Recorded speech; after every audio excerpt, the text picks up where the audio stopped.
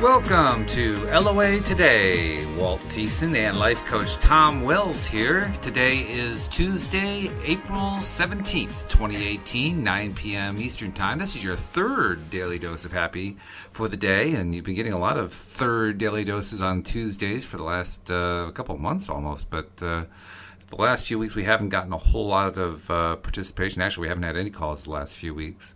So we're going to try one more tonight, see if it works out, see if we get anybody who wants to call in. And if not, that's okay. We may actually end up suspending the Tuesday night podcast just for a while for a few reasons. Tom has some things going on that he needs to deal with. And, 12 shows a week is a lot. So, I won't be unhappy if we're down to 11. That's probably a good thing. But it all depends on what happens. If we get callers tonight, well, maybe we reevaluate that. So it's kind of in your court. How about that, listener? So how you doing? Oh, I'm doing good. I been looking at this last part of this chapter on relationships and feeling like, wow, we've done 5 or 6 shows on this. Yes, this is the sixth one. That's a lot. Yeah. And the fact that it's a perennial evergreen topic, as you said, that it's, the whole aspect of relationship and how that all shakes out. I think it's a fascinating topic. And like I said in the beginning, I wanted to do this chapter from the book Getting Into the Vortex, Abraham Hicks' book, because it changed my life so much, and it continues to impress me what they say in this chapter. And I find that's, definitely unique to me because it just addressed issues I've had with relationship a lot, and Sure. So that's why I found it to be so interesting. Yeah. It is. I don't remember exactly how Abraham phrases it, but somewhere in there, in all the millions of words they utter, they mention how critical relationships are to our very existence, that without relationships, we wouldn't have existence. We wouldn't have expansion. We wouldn't have contrast. The relationships make all that happen. So, yeah. Humans, we like to think about, where's the wealth going to come from? What's going on with my health? Where are my opportunities? What exciting things am I going to do and so forth? But it actually turns out the relationships are the most important part of all. Mm-hmm. Yeah, and I think also they might mean relationship with anything and everything, because when we're in this, what you could call the 3D realm of the body and the trees and the houses and the cars and all these things, the other animals and insects and plants and everything, I think it's our relationship to it all that falls into the category of relationship. But then there is the human-to-human relationship is where the rubber meets the road for me in terms of emotions being stirred up and of transformation taking place, and big shifts are possible, and understanding and tremendous amount of love and friendship, and so many things come from our relationships with other people that, it's hard to imagine ourselves in any other way. Gosh, we come out of our mother's womb, and that's a pretty powerful relationship that very true. Affects us our whole life. Oh, yeah. Yeah, very, very true. And I think you're right. Literally, well, if what we're taught is true, that we are all source energy. We come from source energy. We are energy transmuted into matter, so to speak. We have the physical side of us. We have the non-physical side. The non-physical side is pure energy. The physical side is sort of the materialized, the matter side of what happens when you have all that energy doing its stuff. Okay, so if that's what we are, and that's what the animals are, and plants and everything else, well, no wonder. We're related. Everything is related to everything else because we all share that one thing in common: source energy. And as long as that's the case, then really what we're talking about is relationships between various aspects of the one thing. Yeah, all the ways that everything interrelates, right? Yeah, and boy, does it ever. I was thinking today about this chapter, this last part of it that we're going to cover tonight, and how, like the first point of it is if you will release all concern about how others feel about you and focus only upon how you feel about them, you will unearth your core understanding of who you really are. And you will discover what true freedom really is. I thought that was a very powerful statement, and made me think of what people always say in public speaking, and I've been doing a lot of public speaking classes and actual public speaking, and then a lot of comedy improv. And so many people who come into those settings or who I talk to about doing that type of activity, they say, like I had one guy say, I would rather, drop a large rock on my foot than step into a comedy improv scene on a stage and be expected to come up with my lines and in front of an audience. And well, it's one way to get a laugh, but it's rather painful, I think. The rock one? The rock, yeah, dropping the rock on your foot. Look what you did. But it's this thing people say, public speaking is supposedly, in some studies, they say it's more feared than death itself, or it's the second most feared thing to death. And I'm thinking, why?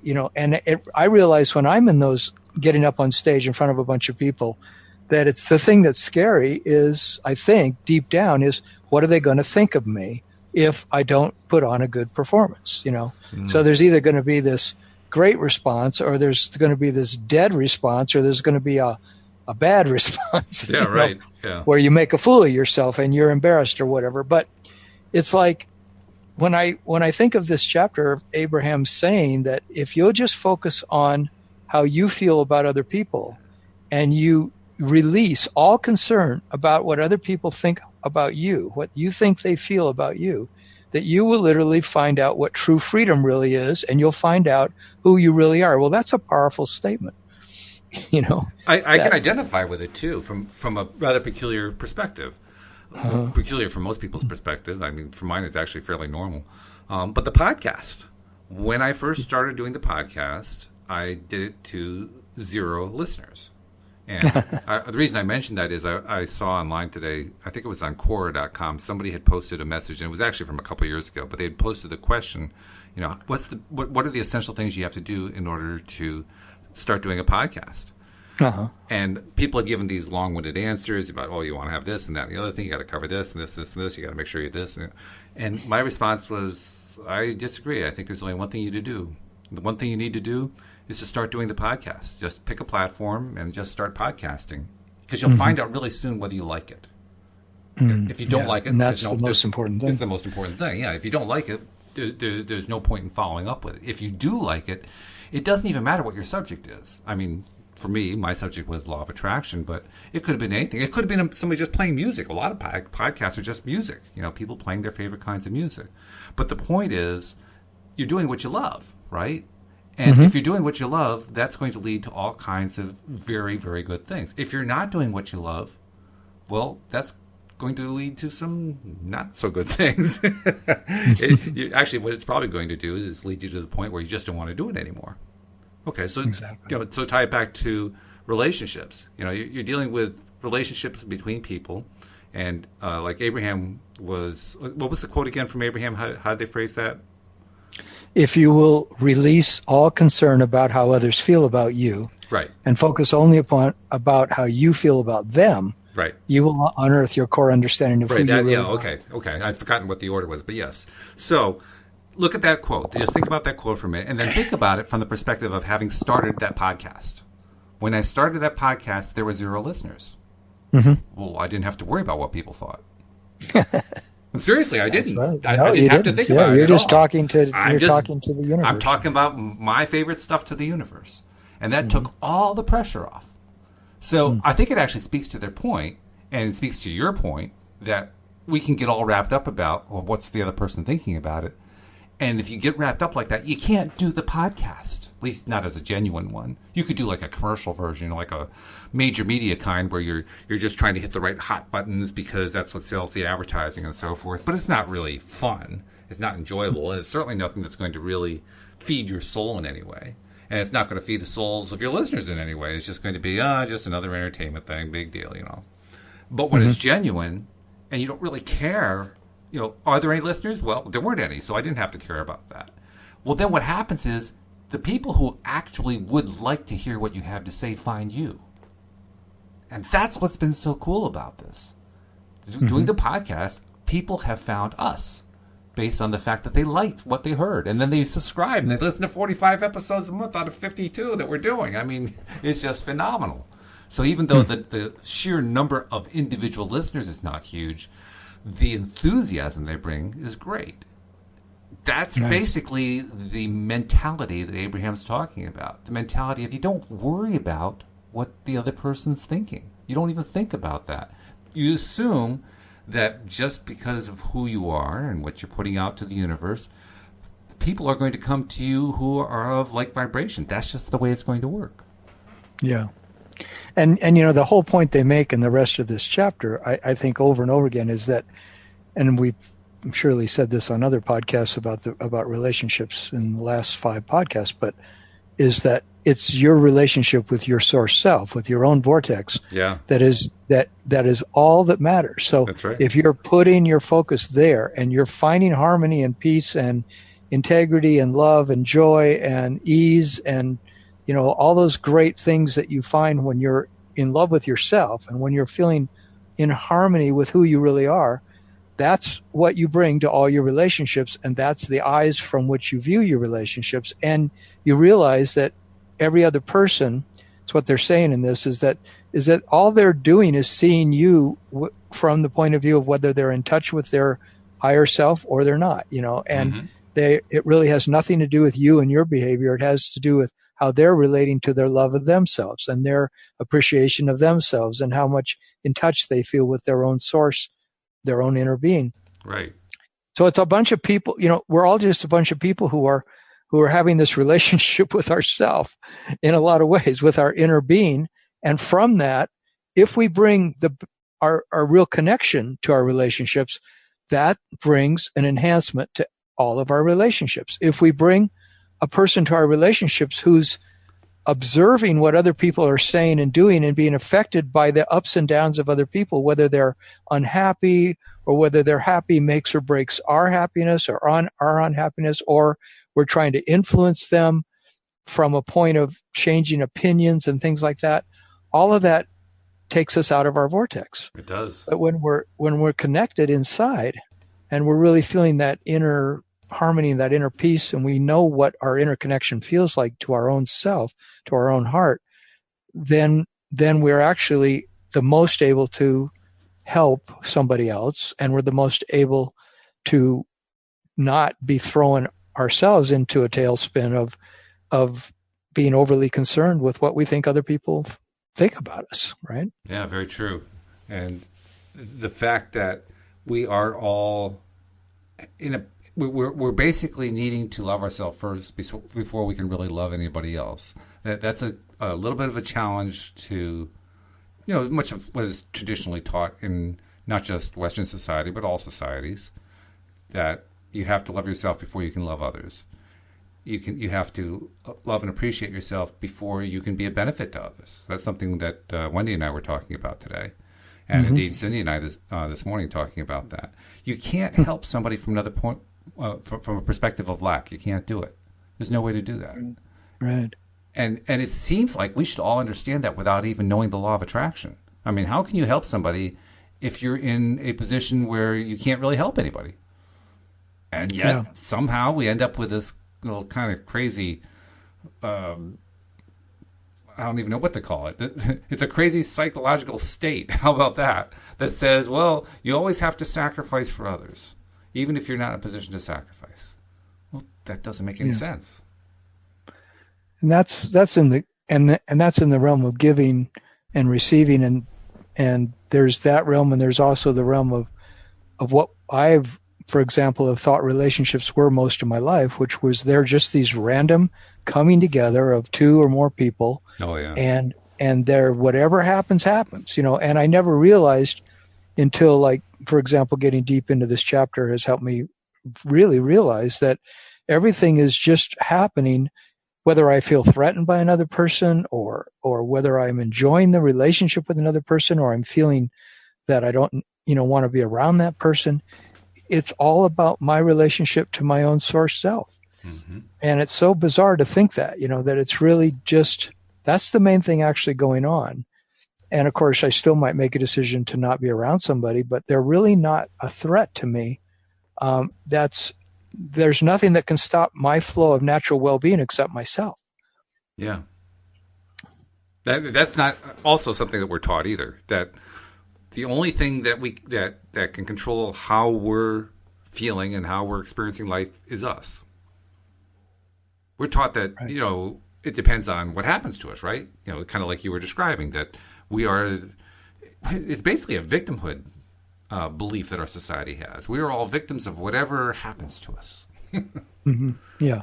And I lived like that for a good portion of my life. I believed that for the good portion of my life. And I believed that what was taught to me, that if I work hard and I stay true to the right moral code, and if I treat people the right way and so forth, that I will have a happy and successful life. Hmm. And it didn't happen. Well, not that I haven't had any happiness in my life. I have had quite a bit of happiness. Certainly, meeting my wife and the 18, 19 years that we've had together has been terrific. But nevertheless, there were large portions of my life, my work area in particular, both when I was an employee for somebody else and as a self-employed person, I went through some really very trying times, really difficult times, following the formula. I followed the formula to the letter, and it didn't work out the way that they said it was going to work out. So I had to come to a kind of a crossroads and say, well, why doesn't it work? Why doesn't what I was taught work? And that's what basically opened me up to law of attraction when that came along. When that came along, I was ready to hear it because I knew it didn't work the other way. Hmm. So how do you tie that into relationships? Now that's a bigger question. Well, I just was thinking of all the people that I've talked to, say just in the last year or the last few months, who tell me stories of oppression, oppression related things, or what's the word? Dysfunctional relationships that happen in the workplace, that happen in their interactions to go get something done by a service provider, that happens in their interactions with noticing what's going on in the EPA, or what's going on in the presidency, or what's going on in Congress, or what's going on with environmental rulings, and then, all of that. So many of us are looking at what other people are saying, thinking, and doing, and it throws us on an emotional roller coaster. It does. We're up and down and in and out and all over the place because so and so said this or did this. Mm-hmm. I have a friend who is involved in working with a lot of nonprofit groups, and he often tells me the stories of the politics and the backbiting and the backstabbing and things that go on between organizations, within organizations, and then how he has been on this roller coaster ride with all these different people and all these different organizations. And it just makes me feel like, like if people had more understanding of this idea that these people can't really affect you if you're connected to your source self, to your higher self. Yeah. That you're sort of like you're in a world of stability and personal empowerment when you're in that place of connecting to your vortex, to your source self.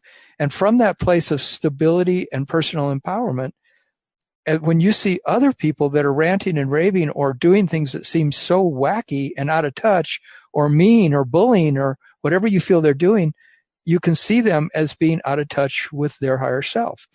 And so therefore, like Abraham said, it's comparable to when you witness unpleasant behavior in another. It's not so different from seeing someone with a pillow pressed to his or her face being deprived of air to breathe. The unpleasant behavior is equivalent to him or her flailing about, desperate for life-giving air. Yeah. And it says, when others are behaving aggressively or rudely toward you, they're simply desperate for the alignment with their own vortex, with their own inner being. It's really not about you. It's not their threat or their seeming power or strength or position that's jeopardizing your life or your happiness. It is only your attention to something that prevents your vibrational alignment with source that can diminish your well-being, and you have complete control over that. And I remember when I first read this and just thought, wow, I mean, really, it's completely in my court as to whether I'm going to get all worked up about somebody else's behavior. Yeah. Yeah, it's quite a different thing from being a person who lives by default reaction to circumstances, to stimuli. Whether the stimuli are other people, events, whatever they might be, doesn't matter. if we're living as people who just react to those stimuli, then, like you say, we're going to be on that roller coaster. And it's not just in like within an organization. You can see it. Heck, you can see it in the news. I don't recommend spending a lot of time looking at the news, but I know people do. So, for those of you who look at the news, just look what's going on in the world of politics for the last 10, 15 years. I mean, you have this gigantic polarity going on. The extreme right, the extreme left, they're fighting all the time. They can't even agree on what the issues are. If they're talking the same issues, it sounds like they're coming from two ends of the planet. They're just not even in the same conversation hardly. And they're screaming at each other. And they're pointing fingers, and this is terrible what's going on over there, and that's what's terrible what's going on over there, and you people are horrible, you people are crazy, you people are anti-American, you're this and that. All of it default behavior. All of it default reaction. What happens... Now, there's an interesting thought exercise. What happens if a large subset of that group of people who are involved in all this constant energy struggle, what happens if they decide that they're responsible for their own reactions to stimuli? Yeah, that it's between them and their inner being. What if they even believe they had an inner being that they had a relationship with? And what if it turns out that they conclude that it wasn't the other side that made them mad? It wasn't what the newscaster said that made them mad. It wasn't what the politicians said that made them mad. What if they conclude that it was their own misalignment with themselves that made them mad? Yeah, that's what they were really upset about, was that they weren't giving themselves the gift of being aligned. And that's an interesting one to try to talk to people about. I mean, most people, I had a friend who got really angry with me when I tried to say to him in a very simple, easy way that maybe that's just what's happening. You just need to get to not focus on that, but to focus on your own alignment. And it was like I told him that he was a horrible person. It's like, there's a definite psychological thing going on here. And it's a thing that shows up in a lot of different areas, a lot of different issues, but it all adds up to one thing. Anytime somebody suggests that any problem that you're experiencing, any thing that's emotionally distressing or whatever is actually due to your own alignment, their immediate reaction to that suggestion is, you're blaming me. Yes, right, exactly. That's what he thought. That's the universal reaction. You're blaming me. You're blaming me for what somebody else did to me. Yeah. Where it has nothing to do with anybody else, and it has nothing to do with blame. But nevertheless, that's the way people put it together in their minds. Yeah.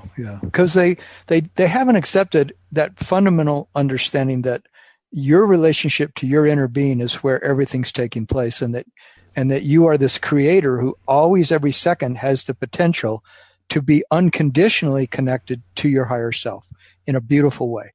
And I was going to ask you, and you can ask me, I mean, how well do you do with that right now in your life? I mean, are you able to generally live that way when you go to the store, or when you're interacting with your wife, or you're interacting with a client or a co-host, or do you find yourself pretty aware that it's your relationship with your inner being that's really the main thing going on there? It varies. I think I'm just as subject to the daily routine as anybody else is. I think the fact that we talk about the law of attraction so much, and about this relationship between our physical being and our non-physical being, the inner being, or as Wendy likes to call it, the infinite being, but that relationship is really the core of what goes on. That is a relatively new concept, and it's a concept, like we've been talking about, that is not readily accepted by large portions of the population. So when we're dealing with the real world, it's easy to fall back into the old patterns, because that's what everybody I'm dealing with, or not everybody, but a large number of the people that I deal with are in. They're still back in that default pattern scenario. And we were in it. And we were in it, years, So it's not like we're not familiar to it. It's very familiar to us. So of course I get caught up in that. Yeah. For me, it isn't so much do I get caught up in it, and do I actually have times where I'm conscious, although that's certainly important.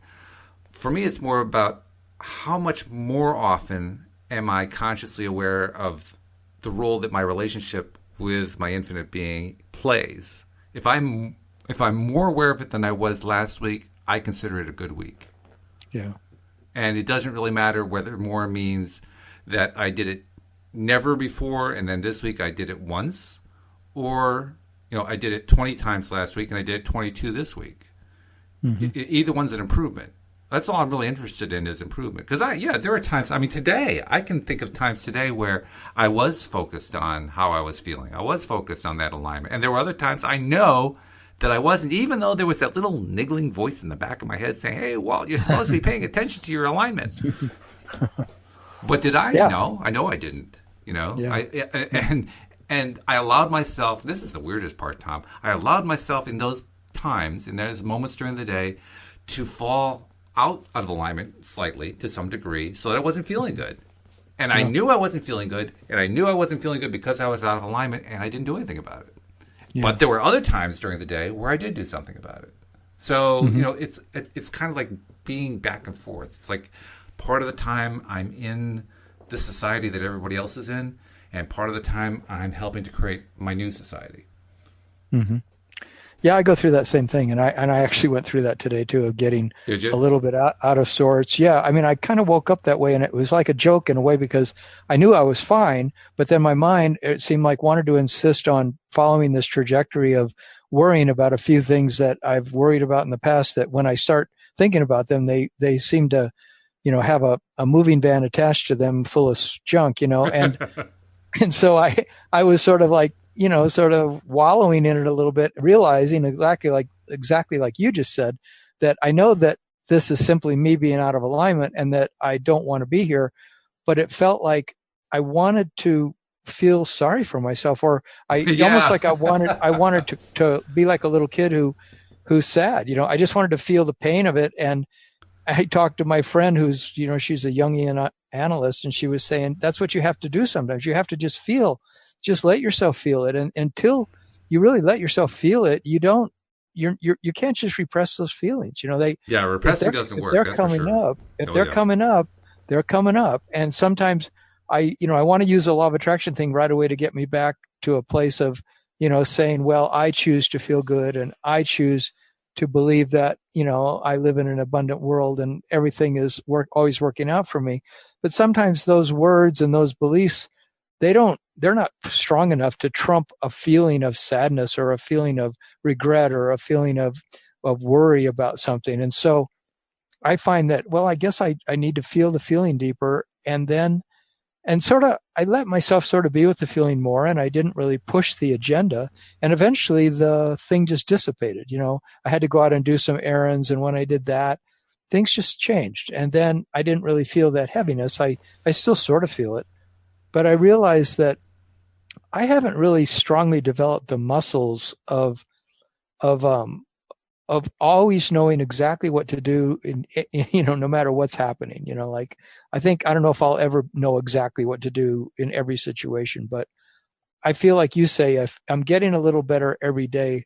I went out and met with this guy, this realtor who was showing this place to me, and I just had such a great rapport with the guy. And he said, I would love to rent to you because I just really like you. And I'm thinking, wow, that's nice. That was a nice thing to say, and I felt like that's that thing when I'm in touch with my inner being, and I'm just and what I was doing with him, I realized is something I wouldn't have always done in the past, but I've been training myself to do. And it's another point in this chapter, which is insist upon looking for the positive aspects in yourself and others.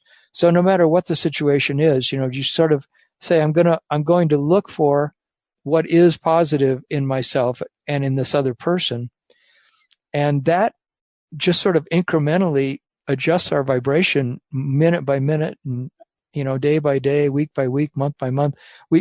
I've trained myself to, if I go into a grocery store or any kind of a meeting with a bunch of people, say there's 8 people in the group and it's a comedy improv group, and I'm just meeting with them for the first time, my attitude used to be kind of like, I didn't know what could happen. Anything could happen in that group. And I didn't necessarily bring to that group a really super positive attitude. But now when I meet those 8 people or this guy today, I only kind of look for what I can appreciate about everybody. Like what do I like about this guy? Mm-hmm. And I even found myself slowing way down and making really good eye contact with him, because I realized I really wanted to see the human being there. I didn't want to be talking to a guy who wants to rent me a place. And when I did that, when I really slowed it down and really looked into his eyes and really listened to him and asked him questions about his life, then the rapport really got really wonderful. And the whole experience was worth it, whether I rent from him or not. Sure. Oh, yeah. That was great. That was great that you had that. Because this whole thing we were talking about with how we fall into the default world. And how people, when you were talking earlier about your friend who you presented to him some of the ideas and his reaction was the same reaction so many other people have. Well, you're blaming me. You're blaming me. Mm-hmm. You're blaming me. I've taken that blame scenario and I've kind of turned it on its head to try to understand it better. Mm-hmm. And I've said to myself, you know what? Being in default state, what's involved in that? Well, first of all, that default state, if you do it consciously, is about, well, I'm not responsible for what happens to me. None of it is my fault. That's the blame side of it, right? None of it is my fault. So there's actually a sort of a dysfunctional appeal to being in the default state. Because when you're in the default state, nothing's your fault. You see what I mean? Or everything's your fault. Well, no, but I mean from the perspective of the person who wants to stay there, who resists the idea of accepting responsibility for their own alignment and says, no, it's not that at all. It's a much more comfortable thing for that person. It's kind of a dysfunctional comfort, but it's comfortable. It's a comfortable thing to always be in the default state because then you don't have to take on any responsibility for your own alignment. You can just blame somebody else for it. Yeah, exactly. Because you can have an us and them forever, who you're blaming, in school, it could be, the teachers you hated or the people that made you go to school, or it could be at your job, it's the terrible boss or it's the horrible other employees, or, if it's your friends, it's your friends that don't treat you right or that don't invite you over or, there's always can be somebody out there like in the government. That's the funny thing about how I just notice in this country, ever since the Trump election, just how much people seem to be believing that the government could make or break their life. Oh, yeah. The government could make or break their day-to-day happiness and their future. Mm-hmm. And, while you could say, there could be many arguments made that, yes, governmental laws and actions can really screw up your environment and can screw up regulatory control of your food and can screw up all kinds of things. But to have yourself so invested in the fact of my happiness is made or broken based on what Donald Trump says or doesn't says, or based on who he appoints to a particular position. Mm-hmm. And I can understand the significance of those things, but if I'm not finding my own alignment with my source self, and I'm instead, like you say, defaulting or externalizing it onto all these other reasons why I'm happy or I'm sad, that's never going to get me my happiness. It's not. No, it's going to. In fact, no matter who gets elected. No matter who gets elected, that's absolutely right. And the thing that I think is probably the worst part of all is that when one of us gets into that state where we are so caught up with what's going on with the government or with anything, it doesn't matter what it is, anything outside of ourselves, and this is terrible, it's going to screw up my life, blah, blah, blah, blah, blah, blah, all that stuff. That person in that state cannot have the relationship you had with your realtor because your realtor liked you. Your realtor liked who you were. And you know why? Well, we both know why. Because you were in alignment. When you're in alignment, you're likable. Mm-hmm. That's just the nature of things. You can't be likable when you're constantly railing at everything. So someone who is constantly railing can never have that positive relationship with their realtor. Now, that may seem small to somebody who's caught up in the geopolitical struggle or whatever, but you know what? Which one is more likely to have a bigger impact on your life? I mean, which one's going to have a bigger impact on your life. We both know that. And it's so easy to sweep that part under the rug. But nevertheless, it's those little interactions that have so much more impact than anything that President Trump is going to do. Yeah. And, training our vibration is what law of attraction a lot comes down to. It's sort of like we're overcoming many, many years of being trained in the opposite direction, you might say. For example, training myself to see positive aspects in others. I remember when I read in this chapter that, there's two things. They said if you want something in a relationship to come to you in the way you want it in a relationship is you have to become a vibrational match to the qualities that you want in those other people.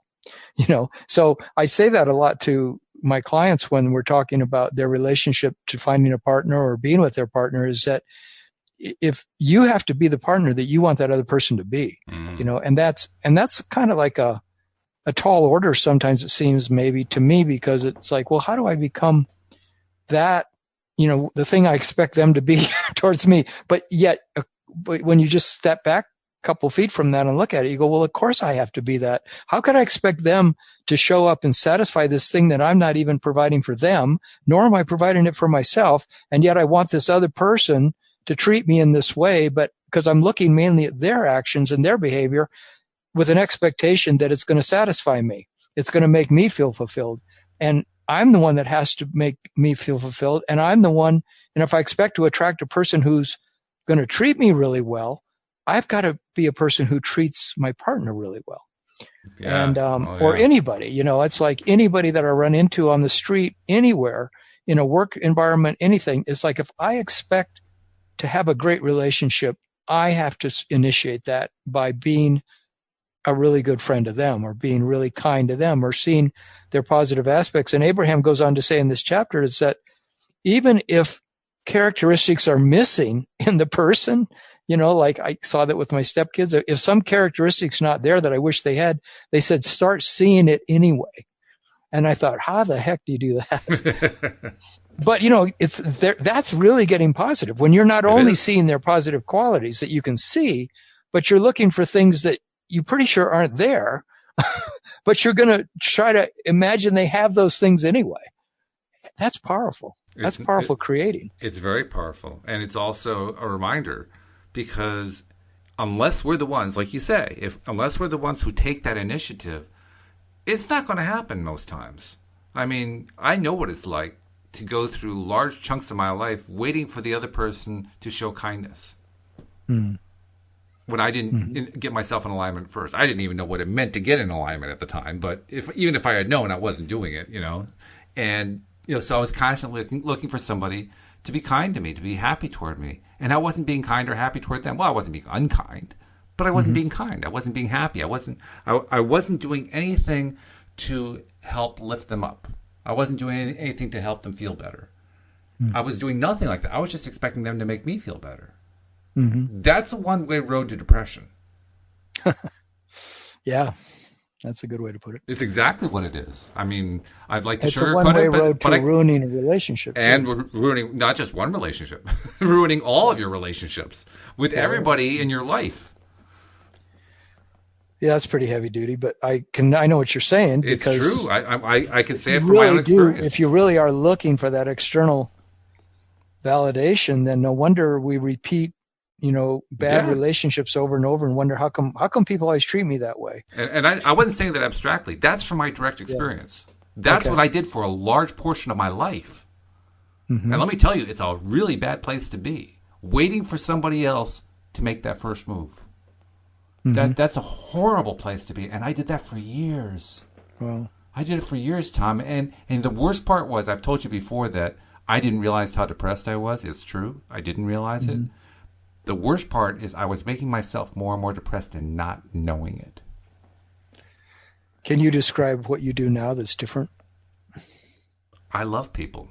I mean, that sounds trite, so let me try saying it another way. I take a huge... I take a huge... Well, that's good. I'm glad of that. I mean, the word love is like, it's a big word, but... Yes, it is. I mean, but how did you arrive at the place? I mean, and how do you deal with it? And now you're so different. How are you so different now? I'm actually not that different. What's different? No, but I'm really not. You don't expect other people to. That's one of the few differences. That's one of the very few differences. But in most ways, I'm very similar to what I was. I always had an interest in people. What I didn't do was take interest in them. There's a big difference there. Taking interest is where you go out of your way to find out about them. And I would do that under certain circumstances, but I wouldn't do that in all circumstances. In many circumstances, I would just keep, arm's length. Keep my distance, because that was safer. That was the default role. The default role is safer, right? It really isn't, but that's what I had convinced myself. And what I do differently now is anytime I'm in the room with somebody who I don't normally hang out with in any way, I want to know all about them. I mean, my attention is riveted on them, just trying to learn who are they, who's this wonderful person, and what's their good side. I want to know what their good side is. And then I'll actually feed stuff to them, trying to probe, can I find something they react well to? Which is completely different from what I used to do. What I used to do was just to wait. Occasionally I'd say something nice, maybe I'd try to get the conversation going, and then I'd sit back and kind of withdraw. Well, that doesn't really help much.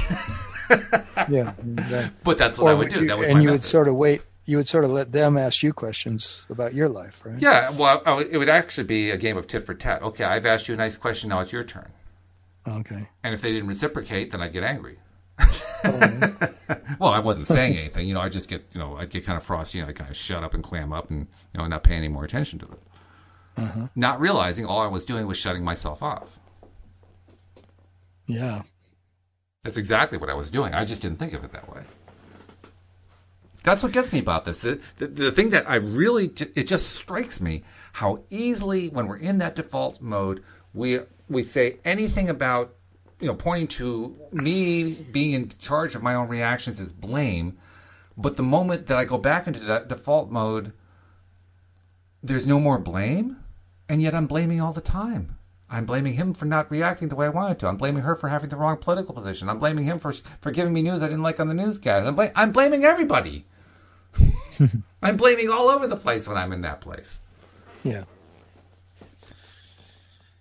Yeah, we really want people to change because it feels painful to be, in the interaction with a friend or a partner or a relative or somebody who's freaking out or who's upset or who's in a lot of pain, one way or the other. And it's interesting that the best way to be in those relationships is to still stay focused on our own well-being, our own connection to well-being. And I notice in doing that with friends I have now, I feel like sometimes I must seem aloof or disconnected when they're complaining about, say, a problem about politics, and they're just going on, and I'm not even like getting into the conversation, And then the next thing I say at the end of it all is, "Wow, that sounds pretty tough.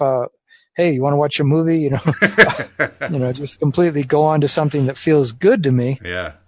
But like Abraham was saying in this chapter, that if you stay aligned with your higher self and stay in your vortex, stay connected to source, you will ultimately affect that other person. They'll begin to see it in themselves because it'll be reflected by your own example. Isn't that an interesting thing? That phenomenon that you just described is one of the things that it took me a while to notice when I started trying to apply this stuff. But then as I noticed it, it shows up in the most amazing ways. Times when I least expect it. I'll be interacting with somebody who's on some sort of a rant or some sort of a negative spiel, some sort of a downward spiral, and I'm supposed to go down with them, and I don't do that. And instead, I decide to focus on what makes me feel good, being in alignment and so forth. And I don't say anything, really bad to them or anything like that. I just don't buy into all their angst. And like you say, I kind of turn the conversation around to something I like. And you do that often enough, and then all of a sudden one day out of the blue, it isn't usually the first day or the second day, but some point out of the blue, all of a sudden you get a reaction out of them. And you say, wow, they were actually paying attention to what I was saying. I had no idea. Or paying attention to what you were vibrating. Or to what I was vibrating, more precisely, yeah. I've noticed my friends change, and family and friends change, by the vibration that I feel like I bring to the get together. Whatever it's a dinner or a walk in the woods or whatever it is. It's like if my vibration is, I feel connected to source and I feel really good inside, and I don't follow conversations that go down roads that make me feel really uncomfortable or it's really unpleasant to be in that vibration, then it seems like over time they seem to start acting like they also like being happier, and they seem to show up that way more. And there's less angst in their general behavior and their general mood and attitude. And I feel like I've noticed that that seems to happen to some degree because I'm in that place when I'm with absolutely, it does. Oh, yeah. Yeah, yeah. I mean, I saw something on Facebook recently, one of the law of attraction groups, and somebody was having a really bad day, and they were in some sort of like a competition with some friend. I'm not sure exactly what the nature of the competition was, but you could tell they were pretty down. The person was very down, very unhappy, and his or her comment was, "How do you have charisma?" Because it seems like I keep getting beaten by this other person who has all this charisma, and I don't have charisma. How do you have charisma? Mm-hmm. I thought that was an interesting question, and I literally responded to it with just what came out of me. So I'm sure I was basically kind of channeling my inner voice without even thinking about it. And what I said to the person was, well, it's real simple. You treat other people as if they're the only thing that matters. And you're constantly friendly, and you constantly smile, and you're an outgoing extrovert who is completely interested in everybody else that's around you, even if you're faking it. In fact, some of the people we often call charismatic are the people who are faking it. But they're really good at faking it. They're the famous ones who are really good at faking it. They make it look good. They put on a good show. Do they necessarily mean it inside? Probably not. But they act like they mean it. And because they act like they mean it, people believe them. And because people believe it, they say, well, I like that. I like being treated like I'm important. I like the fact that this person's catering to my interests. I like the fact that we're on that same wavelength. Of course I like them. Yeah. That's where charisma comes from. And if they act like that, according to law of attraction, they are attracting more of that into their life. And I don't think you can act away and completely be faking it without that catching up with you. But if you're really not owning it, people aren't going to feel it. They're not going to feel a sincere interest in them if you don't really have a sincere interest in them. So I don't think that a person can completely fake that. They can either come across as real or they're going to come across as phony, And well, I think it varies from feel. person to person. Some people are going to perceive them as phony, and some people are going to perceive them as genuine. I think to a certain extent you're right. The one thing I would add, though, is in a world of people who are so hungry for that kind of attention, all they have to do, all that charismatic person who's faking it has to do, is give you that attention for like a split second or the equivalent thereof, just long enough for you to have felt it. And that's it. Then they can take their attention away and they can go off to do whatever it is they wanted to do. But they've made their impact, So it's not like they have to spend all of their time in that mode. They just have to spend enough time there that they got you, and then okay, now we can go on with what we wanted to do. Yeah. So are they staying in that mode all the time? Probably not. Especially if they're faking it. If they're faking it, they're probably also living in what their quote real world is, unquote, most of the time. But for those times where they're making their public appearances and the cameras are on them and all that kind of stuff, then they turn on the charm. Mm-hmm. Yeah, well, I know you.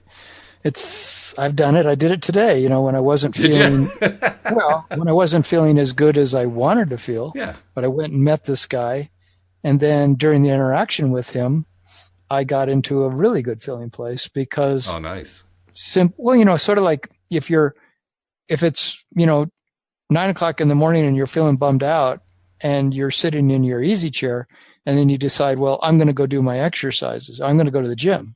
And then you go to the gym and you get completely in a whole different headspace, sometimes a whole different feeling space, and it changes your entire day. And that's sort of like what we have the capability to doing is we always have the capability of doing something that can adjust our attitude and help us to feel better and get us more in touch with our inner self.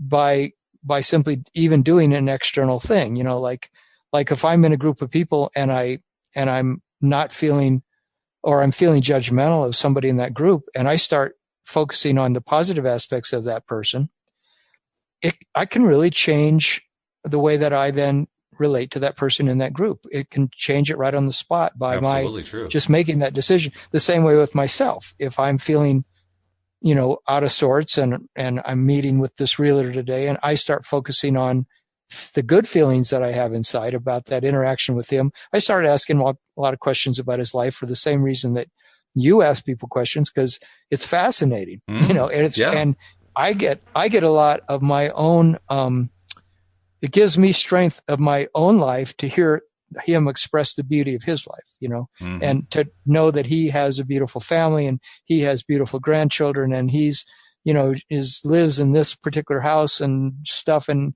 like what makes his life wonderful, just to have that 5-minute exchange with somebody is, to me, what makes life worth living. And that's how we got into having good exchanges. Cause I was talking about, I don't want to live in a condo that doesn't feel uplifting when I'm there. I want the views out the windows and everything to feel uplifting.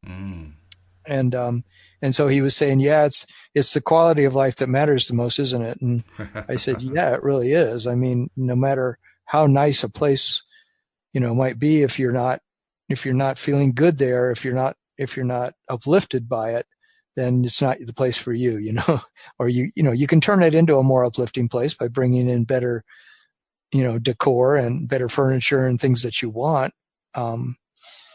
So it's all very interesting how we create our own reality, right? I mean, if we do it from everything from the choice of our dishes to the choice of our furniture to the choice of our friends to where we live and to the activities that we do throughout the day. It all is impacting, our ability to accept ourselves as really having a wonderful life.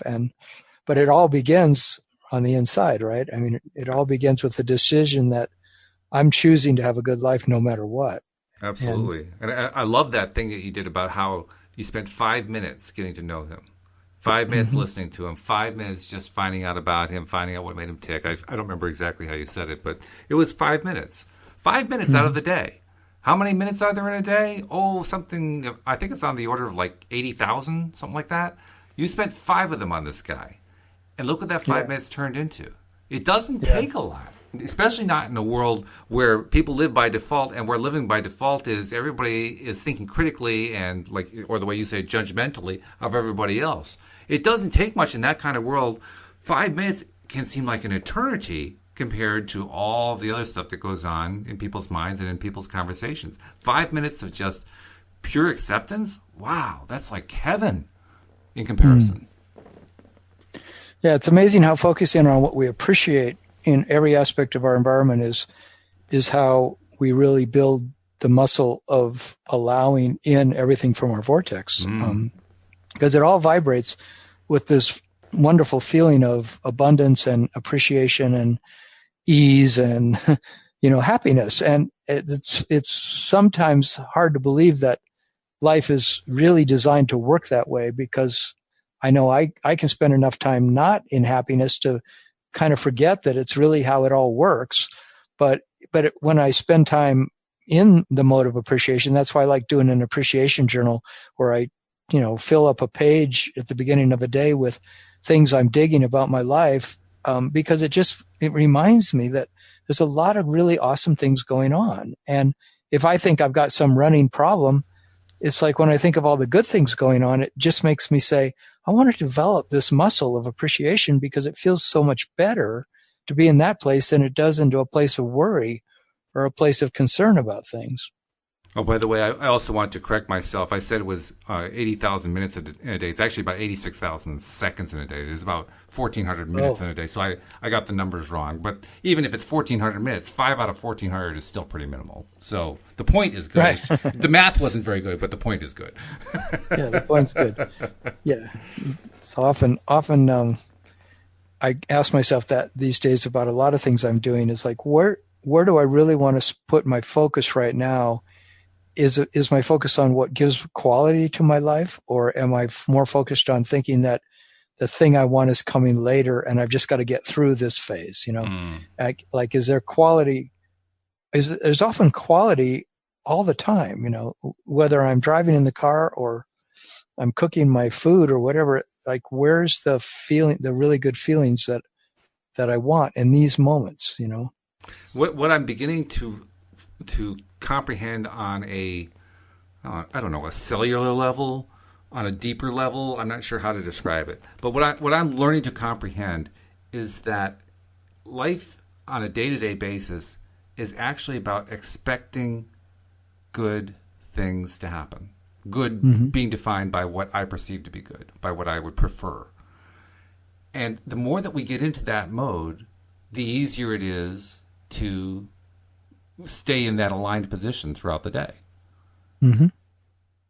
And that sounds so simple the way I'm saying it, but the simple fact is, once we get that feeling going, it is easier. That's actually, I think, how I've made most of my progress over the years.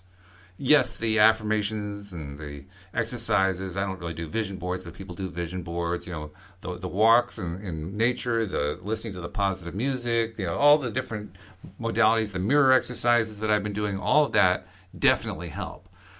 But what they're really helping to do is to get myself into more of a feeling that things are going my way, that life is actually working out well, that everything will be all right in the end, and if it's not yet all right, then it's not yet the end.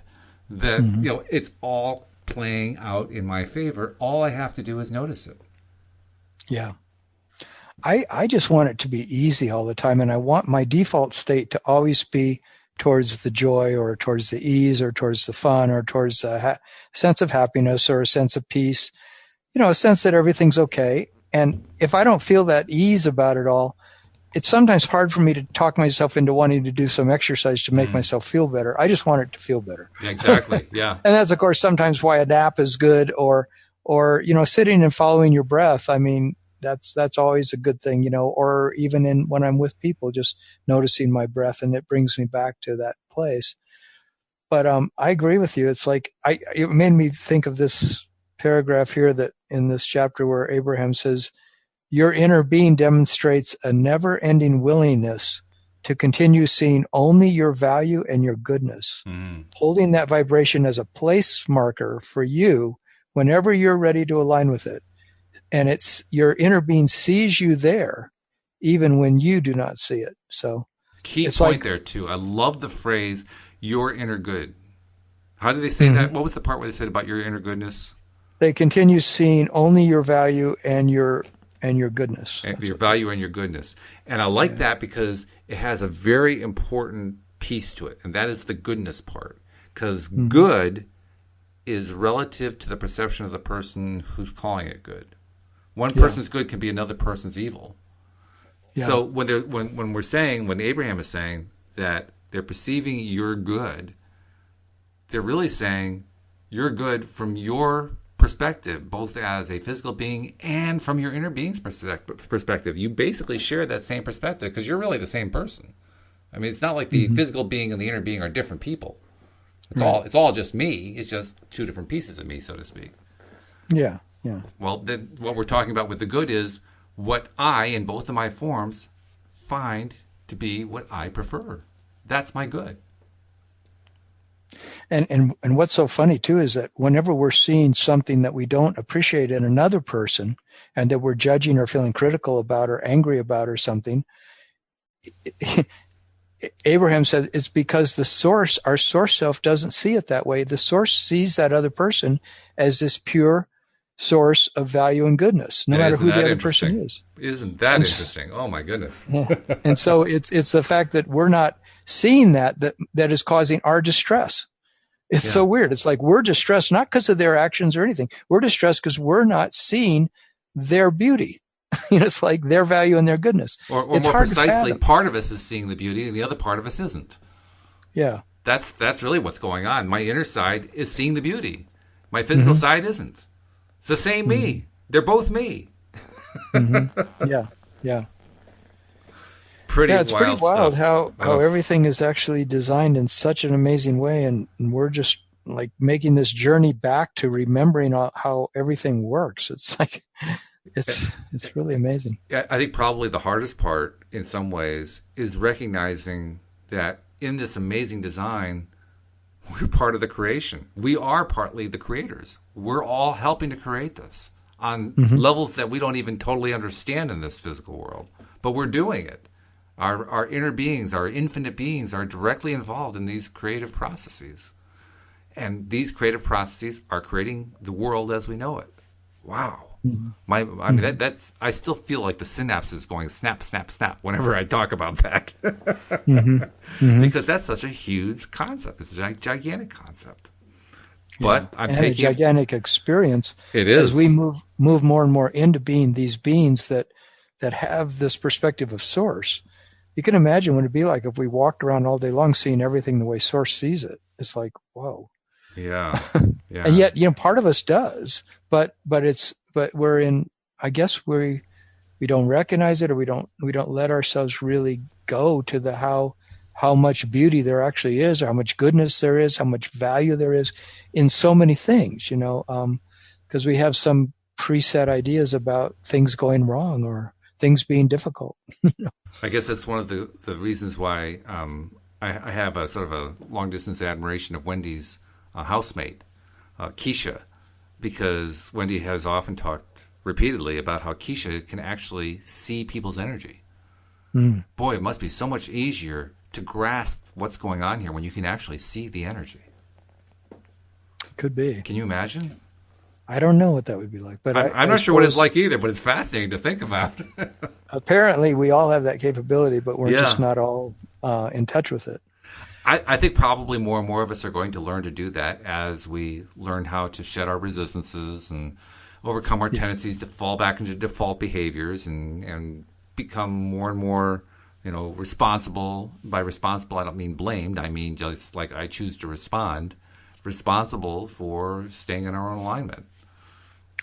Yeah, I don't think there's any going back. Like as we learn this stuff, every podcast, for example, the subject that we cover or everything we learn about this kind of things that Abraham is teaching, how does life actually work and what is it that we're doing on this planet and who are we as infinite beings? As we accept all that and learn it and we start feeling it and living it, I find that there's no going back to the person I was in the past who was more ignorant. Yeah, right. Yeah. It just isn't happening. I mean, I can still convince myself to be sad or to be depressed or something, but generally that doesn't last very long at all because I just have too much memory and knowing that that's not real. Yeah. I'm not really this person who can be depressed. That's true. I can act that way for a while, but I'm just kidding myself.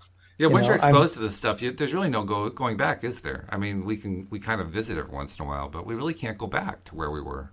There's just not a way to do it. That's why I love the podcast, because the podcast is about talking about going forward. Yeah. And that's what I love, like in relationship, like this woman I'm in relationship with now, she's always interested in that. She's always interested in, well, how are we expanding our consciousness, and not that we like dwell on it constantly, but she's really curious as to how two beings like you and I are doing, like how do two beings interact with each other in such a way that they promote their expansion in a beautiful, blissful way, in a fun way or in a very interesting way. Oh yeah. And intriguing, or maybe it feels passionate sometimes, exciting, whatever it is. It's like, is life feeling like an adventure that's unfolding, or is it feeling like same old that we get stuck in ruts? And I just don't want to be in that place anymore, of ruts or going backwards or feeling hopeless or feeling freaked out. I hate all that stuff, but yeah, I still have to accept it. I mean, things happen. Oh, and yeah. Sometimes I do. I felt that way this morning, just sort of like freaking myself out a little bit. And then I said, man, this is so crazy. Why would I be doing this? I didn't blame myself, but I felt like this is just, I don't know. I just don't want to be here. I hear you. But I accepted it. And that I felt, well, I got to feel this. I got to feel what's here. Very true. Yeah. And you're right about the podcast. The podcast is a way of getting that daily dose of happy, as we call it. And not just one dose a day, but many times a day for me, because I'm doing the podcast multiple times. It's not the only way I get a dose of happy, but it's certainly a main way to do it. No matter what way we choose to get it, I mean, you and I obviously do it through podcasts, among other things, but no matter what way we choose to get it, that dose of happy that we get each time is addictive. And it's the right kind of addiction. It's not a static addiction. It's not an addiction of being stuck. It's an addiction of having possibilities open, which I think is the only kind of addiction that worth going for. Yeah, it's like the addiction of eating food that's really, really good for your body, or doing exercise that's really good for your body and mind and spirit. It's like, it's not a bad thing. It's a very healthy thing, and it makes you feel more and more in shape, and you start feeling resilient, and you realize that, wow, feeling good is so awesome. It's like when my wife has a thing about really good food that has a lot of flavor to it.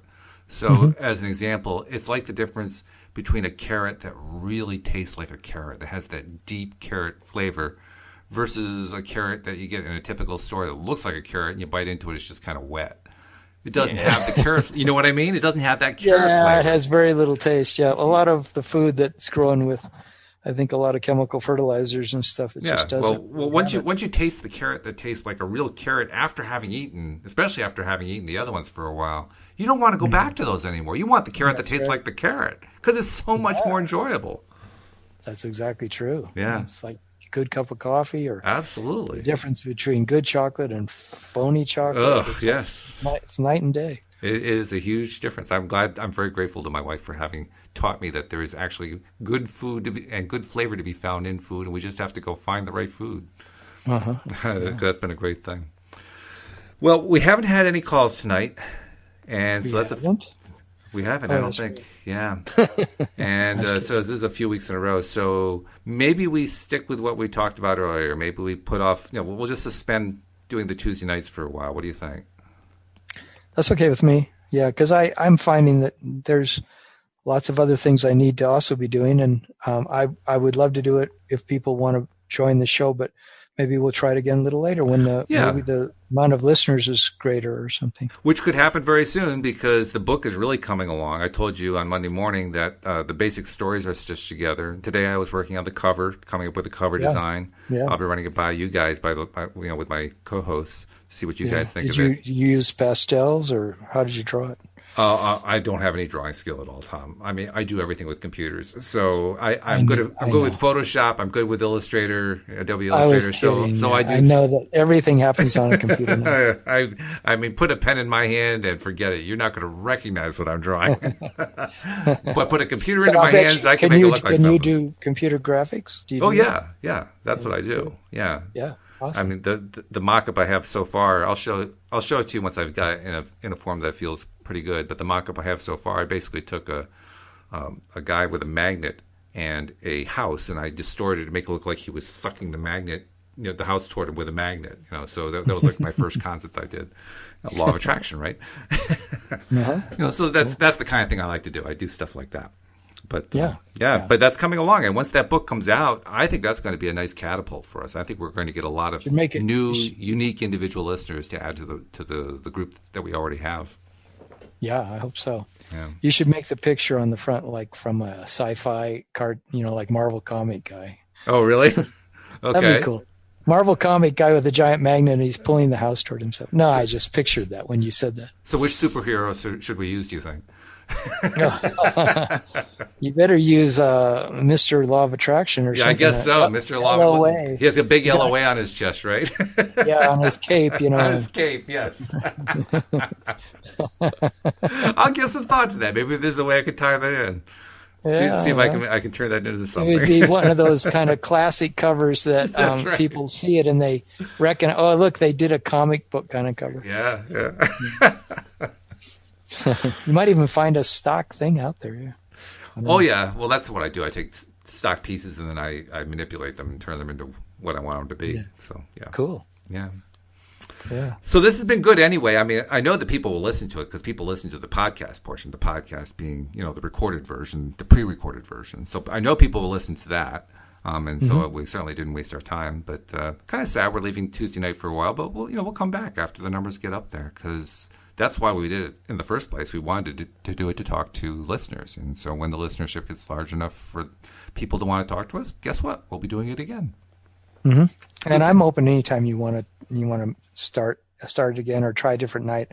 I would, just because, it's been a good part of my week, even though it does take extra, focus for me to pull it off each time. It does. I'm happy to do it. And for me too. But I think we will. You too. You're doing 12 a week. 12 a week is a lot, let me tell you. I don't know how you do that, actually, to tell you the truth. You have to be pretty dedicated and focused. It's the love of it. That's what whenever I talk about how much I love the podcast, literally that first time I did my first podcast with my wife on our 13th wedding anniversary, September 26, 2012.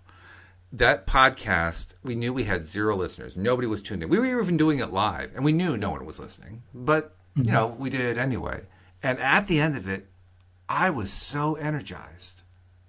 I can't begin to describe how energized I was, much more than my wife was. So I knew I was going to keep doing podcasts. So when it comes to doing 12 a week, it just builds so much energy in me. It's not that difficult to do. The only difficult part is just that it takes a lot of time out of the schedule. But other than that, the energy that it gives me is phenomenal. That's how I do it. Yeah, well, that is a good, what's the word, example to me, a good mentoring to me of somebody who can make something so exciting in their life that they can really run with it like that. Because I lately have not found stuff that I get that excited about. I would love to find something I got that excited about, but I mean, I have a sort of slow and steady excitement about my coaching and everything I'm learning. And sometimes I do pick up a particular book, and it just blows my mind and I just can't get enough of it. And, or some, I got maybe a whole series of books I'm reading on some kind of quantum physics things that's just blowing my mind. But then, that kind of goes away. And I love to see your excitement. I love that you're enthusiastic and that you have the energy that's not coming from, I should do this, or I want it, or I ought to do this, but that I want to do this and I like to do this and it's turning me on. Well, I do think it helps a lot that I had that void for so long, because I was living in that really bad, depressed space for a long time. Yeah. And I had never had any kind of a job or even a significant hobby that I loved to do. This is the first one I ever found that I just loved, and it kind of blindsided me, to be honest. I was really shocked at how I reacted to it. Because when I first thought of doing it, I just thought of doing it just to kind of, help promote law of attraction as a concept. Never occurred to me I was going to love it this much. That's really great. Yeah. Yeah. So I wish for you that you find something just as strong, and maybe doing the podcast will help you to find it. Yeah, I mean, I have a number of threads in my life, and I am kind of asking myself lately, like where does my real enthusiasm lie? Because I know that I really want to be in that place, and not sort of just like imagining that my enthusiasm is going to grow, which is okay too. But I feel like I think my heart, my soul knows where my enthusiasm lies. I've just got to go there, spend more time there. It's sort of like Abraham said, like, are you having fun? Are you having fun? Oh, and always asking myself that, is this really fun for me? Am I doing this from a really great place, or am I doing this from hoping it'll be fun, or it's sort of fun? It's like Louise tells everybody who will listen over the last 6 months, he smiles more than he's ever smiled for all the time that we've been together. Wow. And it's true. It always happens every time that I do the podcast. I mean, when I first say those first few lines, right? Welcome to LOA today, and I read off the date and the time and so forth. I literally feel my mouth go into a smile as I'm doing that. Yeah, yeah. Just amazing. I go into a smile every time we're doing one of these, and I start rocking in my easy chair, my recliner. And then I remember one time you said, I can hear you rocking. I said, oh, that's right. So now I don't do it as much, but I realized I'm almost like a little kid, I was excited. And so when you said we're going to not do the Tuesday one, part of me goes, okay, that's good. I won't have as much to do. And the other one says, oh, but I won't have as much to do. I had the same feeling. Yeah, I had exactly the same feeling. But I also know I need to have the time. You need to have the time during the evening. If we were getting the callers who wanted to talk to us, then we'd probably say, let's keep going. But since it's not happening, okay, well, it's going to happen at some point. It's just not quite ripe yet. So and that energy will go into equally awesome stuff. Absolutely, that's the way it will. I look at it. Oh yeah, no doubt about that. But this has been great. So I look forward to talking to you Friday morning, because that's when the next time you and I are doing a podcast. We'll no longer be talking about relationships Friday morning. We'll have a new topic. A new topic. It's going to be, but it's going to be good. We'll find out whatever it is. I'm sure you're going to be the first one to let us know. But we want to thank people who have been listening on Tuesday night, and be sure to pay attention and watch the other, or watch the schedule as it comes through, and listen to the other podcasts, because we are going to do the other 11 every week. And pay attention also, because we're going to be announcing how to get your free copy of the book in Kindle form. That's going to be available within a tight time frame. I don't know how tight it's going to be. A lot of it has to do with what Amazon's rules are, and I can't honestly say I've learned all the rules yet. So once I know what that time frame will be, I'll let you know. But the best way to find out is keep listening. So keep listening. Tom, it's been a pleasure. Thanks for doing this with me. Yes, it has. Okay, thanks, Walt. And thanks, everyone. And we'll see you all next time here on LOA Today. Goodbye, everybody.